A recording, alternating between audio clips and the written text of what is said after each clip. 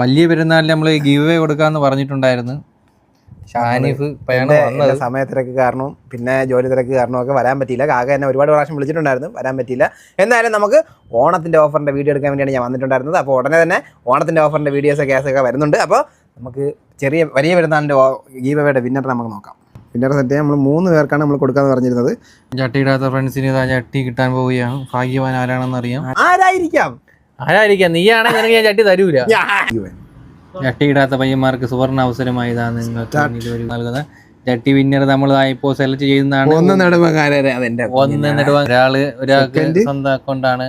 അടുത്ത രണ്ടാമത് ഭാഗ്യവാനായി തിരഞ്ഞെടുക്കാൻ പോകുന്നത് കിനാവിലെ എഴുത്തുകാരൻ, അതും എന്റെ കൂട്ടുകാരൻ തന്നെയാണ്. അക്കൗണ്ടുകൾ നമ്മുടെ നന്ദനയാണ്.